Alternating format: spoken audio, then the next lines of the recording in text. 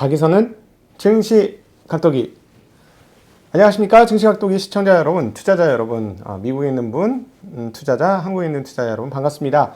오늘은 한국에서는 수능이 있는 날입니다. 그래서 모든 것들이 한 시간씩 조금 뒤로 물러나는 시간이고요. 저는 1년 중에 오늘이 가장 긴 날로 느껴집니다. 왜냐하면 출근은 저는 그냥 평소하고 똑같은 시간으로 하는데 장이 10시에 시작이 되고요. 그리고 3시 반에 끝나던 게 4시 반으로 끝나고 이렇게 모든 것들이 1시간씩 뒤로 밀립니다. 그러다 보니까 하루가 굉장히 길더라고요. 오늘도 긴 하루가 될 것 같고 오늘도 많이 여러모로 좀 바쁜 하루가 되지 않을까 싶습니다. 그리고 주말에 아마 연합인포맥스 거기에 아마 제가 잠시 나가게 될 것 같고요. 그리고 이번 주에도 재미난 저희 증시각도기 TV에서 여러 가지 재미난 이야기가 나갑니다. 홍은기 선생님하고의 대담도 나가고요. 그리고 이번에 권순장의 브릿지가 이번에 정말 특별한 순서를 갖게 됩니다. 정말 일요일 날 오전에 나가게 될 예정인데요. 정말 특별한 순서를 가지니까 꼭 한번 기대하고 봐주시면 좋을 것 같습니다. 오늘 미국 증시는 평범하게 마무리되었습니다만 그동안 증시각도 TV에서 계속적으로 언급드렸던 그런 불안함, 즉 여기서의 불안함은 어디서의 불안함? 채권 시장의 불안함들이 읽혀지면서 마감이 된 하루였습니다. 이 부분에 대해서 저희 증시각도 TV에서 오늘 하나하나 차근차근 설명드리도록 하겠습니다. 증시각도기 시작하겠습니다. 네, 오늘 미국 시장은 상당히 평범하게 마감이 되었습니다. 지수가 뭐 크게 오른 것도 아니고 그렇다고 크게 떨어진 것도 아니고요. 당연한 것이 그동안에 너무 많이 올랐잖아요. 그렇게 많이 올랐기 때문에 숨고르기를 할 수 있는 시간이었고, 이 숨고르기를 하는 시간에 그동안에 약세였던 놈들이 되돌아왔느냐? 되돌아오지 않았다는 것이죠. 여기서 약세인 놈들은 무엇인가요? 첫 번째는 달러요. 두 번째는 채권이다. 예. 채권 시장과 달러가 주식시장이 쉬는 사이에 자기 자리, 즉 떨어졌던 자기 자리로 되돌리지 못했다라는 것은 의미가 있는 것이다 라고 보여집니다. 지금 무슨 말이냐? 지금 채권시장 전문가들의 이야기들을 한번 종합을 해보면 금리가 여기서 끝이 아닐 것이다. 즉 금리 상승이 여기서 끝이 아닐 것이다 라는 고민들이 상당히 있습니다. 1%대 중반까지 가는 거 아니야? 10년물 기준으로? 뭐 이런 고민들도 서서히 읽히기 시작했어요. 그리고 이제부터 제가 이제 자주 언급드리게 될 BER, Break Even Rate, 즉 물가 상승률을 고려했을 때 최소한 이 정도의 금리가 보합 금리다. 즉 마이너스 금리가 아닌, 실질적 마이너스 금리가 아닌 보합 금리는 인플레이션을 감안했을 때 얼마냐? 10년물이 지금 1.77입니다. 이거는 저기에 보면 프레드라는 앱에서 다운받아서 보실 수 있어요.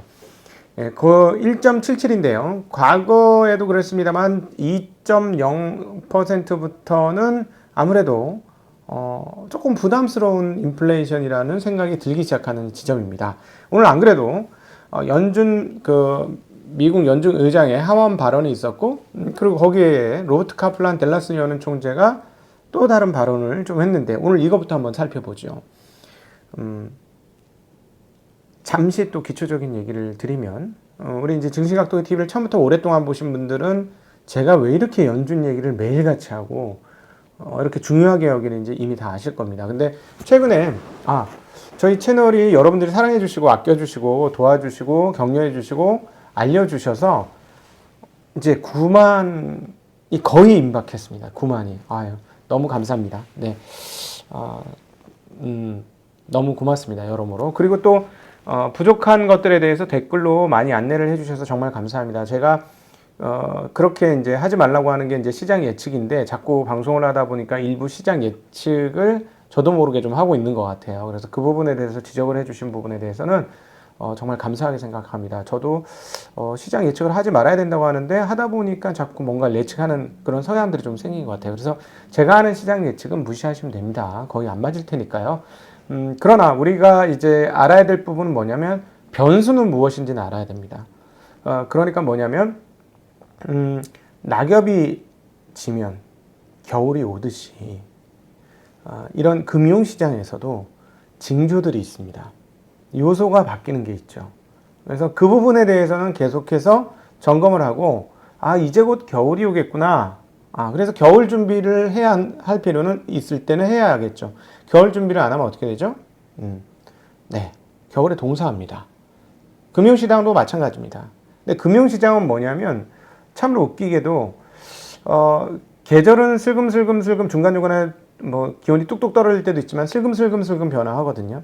그래서 사람들이 이제 그 마음의 준비를 하면서, 그리고 항상 그래 왔기 때문에 그러려니 합니다. 근데 이 금융시장은 인간의 탐욕의 방향과 반대로 움직이기 때문에 인지상정을 거슬러야 한다는 한계가 있죠. 그래서 사람들이 모두가 그렇다라고 생각할 때 전혀 다른 방향이 시작된다라는 거. 근데 그 전혀 다른 방향을 어떻게 읽어야 된다? 네.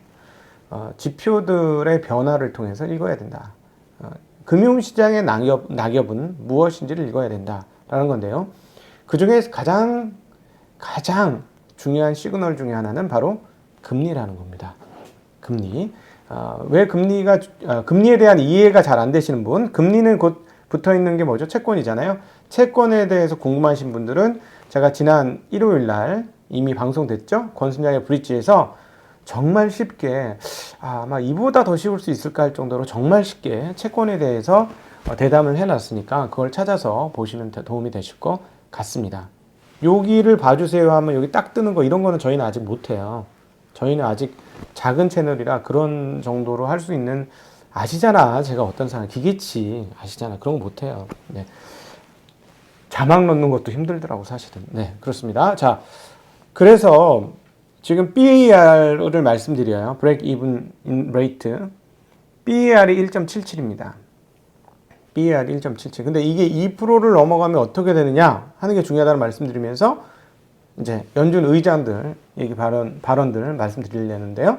제롬 파월은 뭐라고 했냐면, 경제가 더는 필요로 하지 않는다고 확신할 때까지 상당한 부양책을 제공할 것이다라는 이야기를 했습니다. 팬데믹의 위험에서 확실히 벗어날 때까지 낮은 금리와 연준의 도구들이 작동할 수 있도록 할 것이라고 얘기했습니다. 네, 그렇죠. 근데 계속 저희가 말씀드렸던 구도는 뭐예요? 장기물 금리가 지금 계속 올라가. 그리고 지금 이 상황에서 연준이 지금은 입장할 때가 아니야. 어떤 입장? 장기물 금리를 눌러주기 위해 지금 들어가기에는 좀 애매해. 근데 또 잘못해서 타이밍을 놓쳐서 너무 늦게 들어가면 금리가 확 뛰면서 기대 인플레이션이 올라오면서 전반적인 인플레이션이 올라올 수 있는 위험이 있어. 애매한 환경이죠. 그래서 시장이 더 누구한테 환호했어요? 네, 자넷 옐런에 더 환호한 거예요. 이 어려움들을 해결해줄 해결사라고 생각했기 때문에 그런 것이죠. 자, 근데 오늘 로버트 카틀란 델란스 연은 총재는 뭐라고 얘기했냐면, 경제 상황에 따라 내년에 채권 매입 규모를 줄이는 테이퍼링을 시작할 수도 있다라는 이야기했습니다.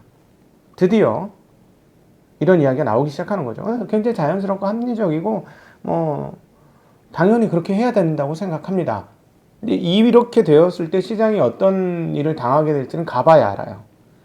예전에도 2018년 그때 테이퍼링 좀 한다고 하니까, 2018년 맞나요? 그때 제가 이제 날짜가 정확하지 않은데 테이퍼링 한다고 할 때 시장 한번 쿵 하고 충격을 많이 받았었습니다. 근데 이번에는 어떻게 될까요? 제가 보기에는 지금 이 금리 올라가는 상황들을 감안해 보면, 네, 테이퍼링도 사실은 지나치게 금리가 올라가는 것을 막는 주요한 방법 중에 하나가 되지 않을까라는 생각은 해봅니다. 어쨌든 이걸 얼마나 영리하고 시장이 충격을 안 받은 상황에서 할 수 있는지가 기술인데, 생각을 많이 하고 노력을 많이 하겠죠. 이거는 앞으로 지켜봐야 될 대목이다, 이렇게 생각을 합니다. 자, 다음으로 미국 달러 가격 얘기하도록 하겠습니다. 미국 달러 가격이 2년 반 만에 최저치로 떨어진 다음에 올라가지 못하고 있습니다. 오늘도 여전히 최저치 수준인데요. 이 부분은 역시나 유로 강세가 영향을 미치고 있습니다. 유로가 달러에 대비 0.25%나 올랐고요. 달러 인덱스는 거의 제자리예요. 0.08% 정도 떨어졌으니까. 그리고 유로에 대해서도 엔에 대해서도 유로가 0.44%나 강세를 보여주고 있어요. 굉장히 큰 폭의 강세를 나타내고 있는데, 유로화가 이렇게 강세인 것은 이번에 10일 날 통화정책회의를 하게 되는데, 이 통화정책회의에서 과연 뭐가 나올 거냐, 특별한 게 나올 것이 없을 것 같다. 라는 생각을 지금 하고 있는 것이죠. 그래서 더 지금 유로화가 강세가 되고 있다는 거 한번 체크해 보셔야 될 것 같고요. 그 다음에 뭐 금값 강세되었고 유가 반등했고 그립값은 워낙 그동안에 많이 올랐기 때문에 오늘 하루 주춤하는 양상 보여줬고 채권 수익률도 위로 올라가는 흐름들을 보여주고 있습니다. 0.939% 10년물이 그렇게 계속 훅 올라갔다가 금리가 훅 올라갔다 떨어지지 않고 있는 그런 상황이에요. 예, 그런 상황입니다. 그러니까 지금 채권 시장 금리가 좀 이상하다는 거죠. 이상하다는 거예요. 네. 그러니까 그동안에 강렬하게 이어져 오던 채권은 항상 강세야라는 것이 최소한 지금 국면은 아니다. 이게 몇 개월을 갈지 아니면 기조적으로 갈지 몇 년짜리 기조적으로 갈지는 모르겠으나 지금 당장에는 그렇다. 그러니까 일단 40년간 있어 왔던 장기 추세의 미국 채권 강세 지장이 전혀 다른 기조로 넘어갈 가능성도 있다라는 점은 잘 고민을 해봐야 될 것 같습니다. 금리가 이제 더 이상 내려갈 데가 없고 돈을 엄청나게 많이 풀었고 그런 상황이니까 그렇지 않다면 장기물 금리를 눌러야 된다는 고민들 그리고 소위 말하는 YCC 이런 얘기가 나올 리가 없어요. 우리가 사태를 봤을 때 사태를 뒤집어서 보면은요 YCC 얘기 나오고 장기물 금리 찍어 눌러야 된다는 얘기를 왜 해요? 올라갈 것 같으니까 하는 거예요. 올라갈 것 같지 않으면 그런 얘기 할 필요가 없는 거죠. 그렇죠? 네. 뒤집어 보면 그러니까 지금의 이게 채권 시장을 나타내는 것이고요. 그리고 오늘 미국 시장 정리를 다시 한번 살짝 해드리면 원래 떨어졌다가 시작을 했는데 낙폭을 축소하면서 마감을 했습니다. 왜 그렇게 됐냐면 부양책에 대해서 보다 구체적인 언급들이 왔다 갔다 했기 때문인데요. 낸시 펠로시 하원의장과 척 슈머 민주당 상원 원내대표가 공동 성명을 냈습니다. 추당파 의원들이 한 제안 어제 한 9천억 달러 정도 됐죠. 이걸 기초로 신속하게 부양책을 통과시켜야 한다라고 공동 성명을 냈습니다. 뭐라고 했냐면 우리와 다른 쪽이 개선된 부양책을 제안하겠지만 즉각적으로 행동할 필요가 있으며 선의의 협상으로 합의에 이르게 될 것이다 라고 이야기했습니다. 여기에 대해서 미치 매코넬 공화당 상원 원내대표는 민주당 지도자들이 선의로 행동하겠다는 새로운 의지를 내비쳤다라고 이야기해서 이거 분위기가 확 반전됐죠. 어제까지 뭐라고 했어요? 미치 매코넬은 5천억 달러 규모의 표적화된 부양책이 적절하다. 그러니까 5천억 달러 정도면 되지 뭐 더 이상 필요 없어. 안 돼. 이런 분위기였어요. 그리고 초당파 의원들이 제안했던 것도 안 돼. 이런 분위기였는데 지금 미치 매코넬 의원이 저 정도 얘기했다라는 것에 따라서 부양책에 대한 기대감이 확 올라가면서 시장이 좀 반등을 했고요. 이런 것들이 이제 달러를 누르고 채권 금리를 위로 올리고 그러니까 채권 가격을 떨어뜨리고 이런 것에 크게 영향을 미쳤습니다. 실제로 오늘 보면 달러는 지표만 봐선 달러 강세, 채권 강세여야 돼요. 금리가 떨어졌어야 돼. 왜? 어떤 뉴스가 나왔냐면 11월 뉴욕시 비즈니스 여건 지수가 전월 65.1이었는데 44.2로 무려 20포인트나 빠졌어요. 그리고 전미 고용 보고서가 나왔는데 11월 민간 고용이 30만 7천 명 증가했는데 예상은 47만 명 증가했어요. 그러니까 예상 대비 엄청나게 낮은 지표들이 나온 거야. 고용 상황들, 비즈니스 상황들 굉장히 안 좋다는 거죠. 왜요? 근데 재봉쇄를 하니까 당연히 안 좋은 거예요. 그러니까 백신이 나와도 일단 이게 안 좋으면 한번 주저앉을 수 있었지. 시장은 주저앉으면서 이런 상황이면 달러는 강세, 채권 시장도 강세 이렇게 됐어야 되는 거예요. 원래. 그럼에도 불구하고 부양책 얘기가 좀 보다 구체적으로 나오니까 그냥 오히려 이쪽 시장은 그냥 약세였고 안전자산 쪽은 약세였고 위험자산은 너무 많이 갔으니까 한번 좀 쉬는 거고 그런 상황이었다라는 것이죠. 네, 그렇습니다. 오늘 미국 시장 요런 정도로 정리해 볼 수 있을 것 같고요. 바이든이 미국에 투자하지 않으면 대중국 관세를 없애지 않을 것이다라는 이야기를 했습니다. 그리고 영국 정부가 어제 말씀드렸듯이 화이자 바이오엔테크 백신을 긴급 사용을 승인했습니다. 뉴욕 시장이 이번 15일에 첫 번째 백신을 인도받을 것이다라고 발언을 했다고 합니다. 그래서 확실히 이제 백신이 12월부터는 본격화되는 그런 양상을 나타내고 있습니다. 자, 빨리 백신들이 와서 좀 자유로운 세상이 좀 왔으면 하는 소망함이 있고요. 미국 시장은 이렇고, 자, 원화는 어떻게 되냐? 네, 원화는 1,100원이 지금 깨질랑 말랑. 네, 1,100, 제가 요거 처음에 처음에 자료 봤을 때만 해도 1,101원, 2원 이랬는데 이제 1,100원이에요. 1,100원. 원화 강세, 그 다음에 위안은 6.55가 깨지면서 6.54입니다. 6.54. 네.